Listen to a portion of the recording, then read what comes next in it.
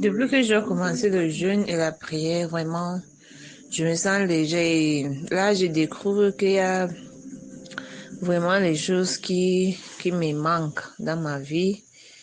Comme j'ai commencé à, à s'approcher de Dieu, les choses que j'analyse difficilement, maintenant je prends tout simplement et c'est facile maintenant à comprendre certaines choses et certaines personnes. Et surtout, un sujet de prière que j'avais, c'est contre la colère, parce que j'ai trop la colère. Je réagis beaucoup quand je vois que quelqu'un m'énerve et je réagis mal en parlant les mauvaises choses, donc tout ça. Et quand j'ai commencé à prier maintenant, je sens vraiment la paix à l'intérieur et j'ai constaté ça quand j'avais un petit problème avec la grand-mère de mon fils. Et elle m'a vraiment énervée. Souvent, on a les problèmes. Elle m'énerve, elle me lance les mots parfois. Et on échange les mots coloreux. Donc, dernièrement, quand elle m'a énervée, comme d'habitude, que je pensais que je devais la répondre. Je devais la répondre mal. Mais j'ai tout pris comme s'il n'y avait rien. Bon, donc il y avait la peur dans mon cœur. Je n'ai pas vu ça comme du mal, pas du tout. Elle était surprise et elle m'a appelé pour me dire ce qu'elle n'a jamais fait. Pour me dire que vraiment, elle est désolée de la manière qu'elle m'a parlé, tout ça. Moi aussi, j'étais surpris parce qu'elle n'a jamais demandé des excuses quand elle me fait du mal. Vraiment, ça m'aide, vraiment. Et la situation aussi de mon fils, parce que quand je vois aussi les autres enfants qui rentrent de l'école, les enfants qui est moins âgé que lui-même, qui rentre de l'école, bon, j'étais traumatisée, tout ça. Tous les jours, quand je vois les enfants là, ça me traumatise. Et je tourne, je vois ma part d'enfant, il est là. Mais ces derniers temps, je prends tout comme si... Donc, je lui vois maintenant comme s'il est le plus normal enfant dans le monde entier. Donc, sa situation ne me dérange plus, pas du tout. Et je continue à prier le Seigneur qui continue à me fortifier comme il le fait. Et vraiment, je témoigne que la prière et le jeûne, c'est en train de m'aider. Vraiment. Donc, je ne sais pas comment expliquer. Donc, il y a cette paix que je ressens au fin fond de mon cœur. Comme si c'est... Donc, c'est calme, comme glacé. Donc, je ne sais pas.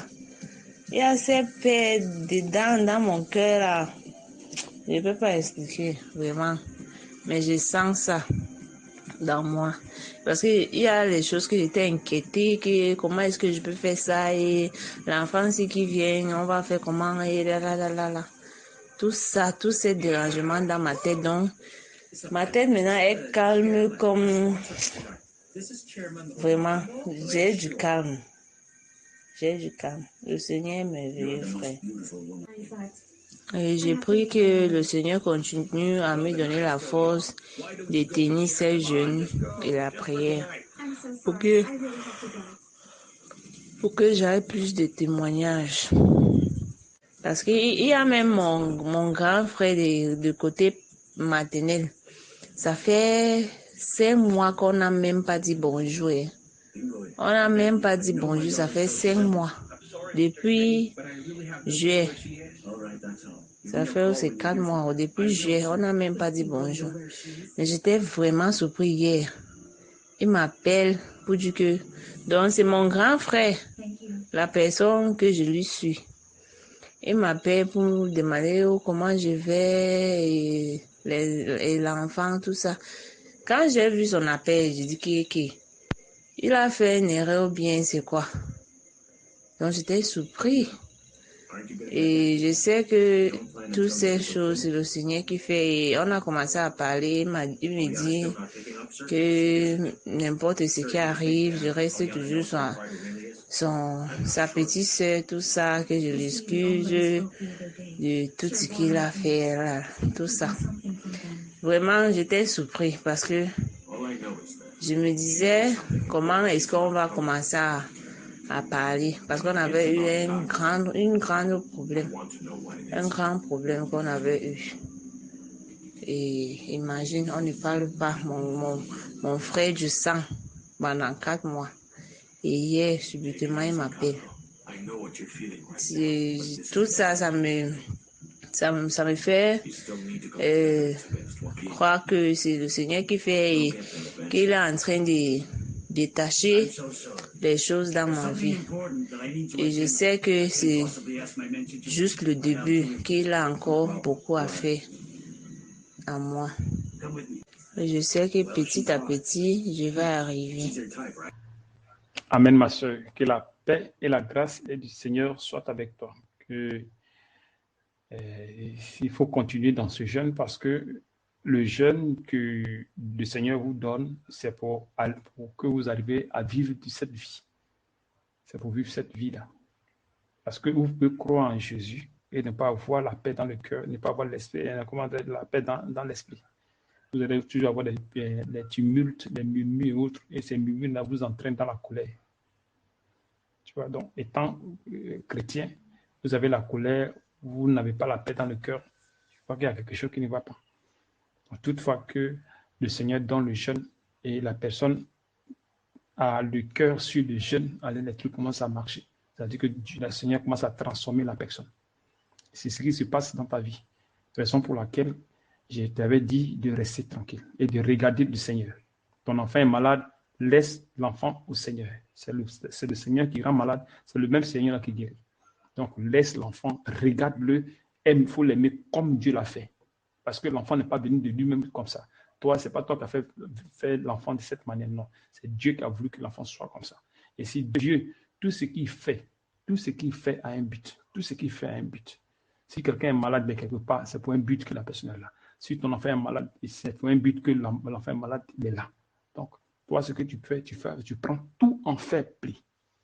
Les problèmes qui vont t'arriver, tout ce qui va t'arriver, si quelqu'un va t'insulter, c'est normal. Parce que si on ne t'insulte pas, si on ne te persécute pas, ton cœur ne pourra pas changer et la parole du pardon ne pourra pas se manifester en toi. Parce qu'il faut qu'on t'énerve pour voir si effectivement tu vas pardonner. Parce que Dieu dit pardonner, pardonner, pardonner, pardonner. Mais comment tu vas pardonner s'il n'y a pas un acte de pardon? Tu vois, pour qu'il y ait un acte de pardon, il faudrait que tu poses, pour que tu poses un acte de pardon, il faudrait que quelqu'un vienne t'énerver. Tu vois un peu, voilà. Il faut que quelqu'un vienne t'énerver. Donc, en t'énervant maintenant, pour voir si vraiment tu peux maintenant accepter ce que l'acte que la personne a posé. Et pourtant que nous savons que le corps n'accepte jamais le pardon. Jamais. Même si tu n'as pas bavardé, mais dans ton cœur, ça boue. Et nous le savons tous. Donc, quand tu es dans le jeûne, le Seigneur fait de sorte que tu arrives à, comment dirais-je, il arrive à t'amener des persécutions pour voir si effectivement ton cœur peut pardonner. Et c'est comme ça, il va te nettoyer jusqu'à ce que la colère qui est en toi disparaisse. Il peut même te laisser même plonger même dans la colère. Mais quand tu plonges, tu vas commencer il va faire de sorte que tu plonges dans la colère. Quand tu plonges dans la colère, ça va toucher ton âme. En touchant ton âme, ça va attrister. Tu vois, et la tristesse va t'amener à la repentance. Tu vois. Parce que là, tu n'es plus seul. Tu es avec quelqu'un qui est auprès de toi, qui te dit que hey, tu es en train de pécher, ça, tu ne fais plus cela. Tu faisais ça avant, maintenant, c'est fini, tu ne vas plus faire ça. Et c'est comme ça, tu vas commencer à construire cette foi-là avec le Seigneur dans le jeûne et prier. Une personne qui ne gêne pas, qui ne prie pas et qui pense qu'elle connaît tout, ou bien elle va seulement s'atteler seulement, comment dirais-je, aux enseignements, à la Bible, elle se trompe. Elle se trompe carrément. Elle se trompe. Elle se trompe. Elle se trompe. C'est la connaissance de la parole et la vie de la foi. C'est deux choses carrément différentes. Tu vois. Beaucoup de chrétiens n'aiment pas gêner. Ils n'aiment pas gêner. Ou quand ils gênent, souvent, ils tombent. Pourquoi? Parce qu'ils sont mauvais, ils ont des mauvaises pensées. Ils pensent à leurs problèmes. Ils pensent à tout ce qui est négatif, tout ce qui les arrive.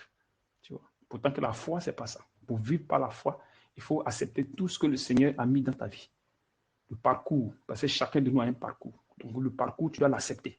Tout ce qui va t'arriver négatif ou positif, il faut l'accepter. Il faut dire gloire à Dieu. Tu as péché, tu demandes pardon à Dieu et tu continues ta route. Et tu vois que Dieu va construire en toi tout ce qu'il a mis, toutes les œuvres. Il va les accomplir. Et comme ça, tu auras une belle vie tranquille. Les maladies, tout ça va commencer à disparaître. Tout va commencer à disparaître.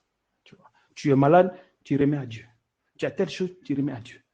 Tu dis, Dieu, j'attends ton temps. J'attends ton temps. Si tu veux que je meure, alors c'est le temps, c'est mon temps de mourir de cette façon. Parce qu'aucune personne ne meurt parce qu'elle a envie de mourir. Non. On meurt parce que le temps est arrivé.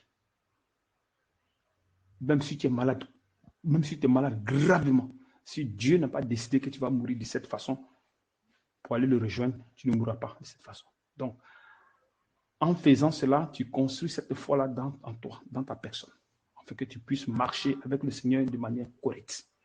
Que Dieu te bénisse, ma soeur, qu'il te fortifie. Et il faut continuer encore dans le jeûne parce que tu ne dois pas laisser le jeûne. Tu dois continuer dans le jeûne. Tu dois continuer dans le jeûne jusqu'à ce que l'Esprit vienne et que cet Esprit soit construit dans la justice. Il faut que l'Esprit soit construit dans la justice. L'Esprit doit être construit dans la justice. Parce qu'actuellement, il n'y a pas l'Esprit. Hein? Ce sont les bribes, tu vois, non, de la vie de la foi. C'est-à-dire que les œuvres de la foi, les œuvres de l'esprit, tu vois. Donc ces œuvres-là, tu vas commencer à les manifester un peu. Mais c'est quand l'esprit va venir maintenant, il va te donner maintenant la force pour pouvoir maintenant tenir et maintenant bien marcher maintenant dans cette foi-là.